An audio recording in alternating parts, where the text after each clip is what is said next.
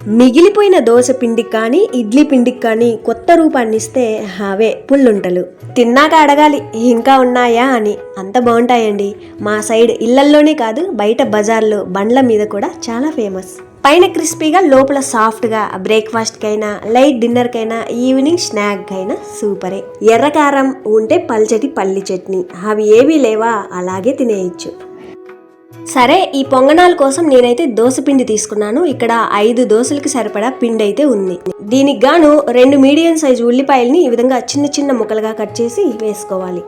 తీసుకున్న ఈ పిండికి సరిపడా తినగలిగే కారాన్ని బట్టి పచ్చిమిర్చి, వీటిని నిలువుగా కట్ చేసి తర్వాత అడ్డంగా కట్ చేసాము అంటే ఇందులో కారం మొత్తం ఆ దోశ పిండిలో కలుస్తుంది. నేనైతే మీడియం కారం ఉన్నవి ఒక 5 పచ్చిమిర్చి అయితే వేసుకున్నాను.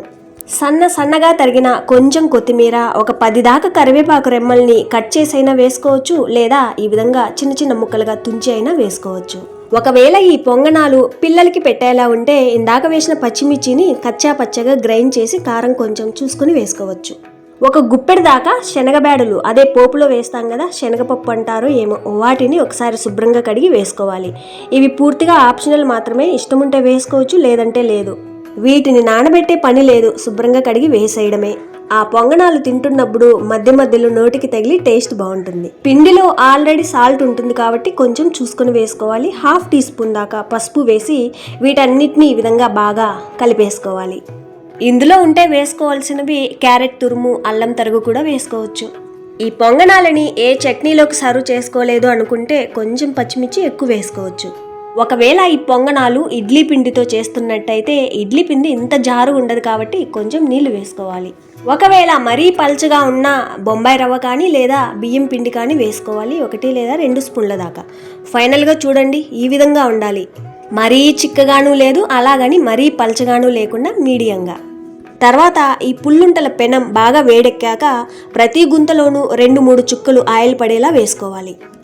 ఈ విధంగా కాకుండా ఆయిల్ రాసే బ్రష్ ఉన్న దాంతో అయినా రాసుకోవచ్చు. ఈ రెసిపీలో గుర్తుంచుకోవాల్సింది ఏంటయ్యా అంటే పెనం బాగా వేడెక్కిన తర్వాత ఆయిల్ వేసుకోవాలి. ఆయిల్ కూడా బాగా వేడెక్కిన తర్వాతే ఈ పొంగనాల పిండి వేసుకోవాలి. పెనం బాగా వేడెక్కక ముందే పిండి వేశారంటే అంటుకుపోతాయి. చూడండి, వీడియోలో చూపిస్తున్న మాదిరి ప్రతిసారి ఈ విధంగా పిండిని కలుపుకుంటూ వేసుకోవాలి. లేదంటే మనం పిండిలో వేసిన కూరగాయలు కానీ పప్పులు కానీ అవన్నీ అడుక్కు చేరిపోతాయి. పెనం బాగా వేడి మీద ఉంటుంది కాబట్టి పొంగనాలు వేసే టైంకి లో ఫ్లేమ్లో ఉంచుకోవాలి. చూడండి, పెనం మొత్తం ఈ విధంగా వేసాక ఇప్పుడు లో ఫ్లేమ్ నుండి మీడియం ఫ్లేమ్లోకి మార్చి మూత పెట్టి ఉడికించుకోవాలి. ఎట్లా ఉడికించుకోవాలి, ఎంతసేపు ఉడికించుకోవాలి అంటే కింద వైపు పొంగనాలు అన్ని సమంగా కాలడానికి ఈ పెనాన్ని అటు కొద్దిసేపు ఇటు కొద్దిసేపు జరుపుకుంటూ ఉడికించుకోవాలి.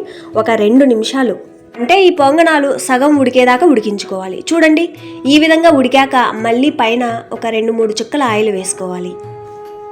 మళ్ళీ ఒకసారి మూత పెట్టి లో ఫ్లేమ్లో ఉంచాము అంటే పైన పచ్చిగా ఉన్న పిండి ఈ విధంగా ఉడికిపోయి ఉండాలి. పిండి పచ్చిగా లేకుండా ఈ విధంగా ఉన్నాయి అంటే రెండో వైపు తిప్పేయడమే. రెండో వైపు తిప్పితే చూడ్డానికి ఈ విధంగా ఎర్రగా కాలి ఉండాలి. ఈ పొంగనాల కోసం దోశ పిండి తీసుకున్నా ఇడ్లీ పిండి తీసుకున్నా ఫ్రెష్ పిండి కంటే కొంచెం పులిసింది తీసుకుంటే టేస్ట్ బాగుంటుంది. పుల్లగా వేసుకోవాల్సింది కూడా కొంచెం పులిసిన పిండితోనే. రెండో వైపు తిప్పిన తర్వాత అంతసేపు కాల్చాల్సిన అవసరం లేదు. పెనం బాగా వేడి మీద ఉంటుంది కాబట్టి లో ఫ్లేమ్లో 1 నిమిషం వదిలేస్తే చాలు. కింది వైపు తిప్పి చూస్తే చూడండి, ఎర్రగా కాకుండా ఈ విధంగా పచ్చిదనం లేకుండా కాలి ఉండాలి. ఈ విధంగా ఫోర్కుతో కానీ పుల్లతో కానీ పొడిచి చూశారు అంటే పిండి అంటుకోలేదు అంటే లోపల బాగా ఉడికినట్టే. అందుకే చెప్పేది, లోపల పిండి పచ్చిగా లేకుండా సమంగా కాలడానికి ఈ పెనాన్ని అటు ఇటు జరుపుకుంటూ కొంచెం తక్కువ మంట మీద ఉడికించుకోవాలి అనేది.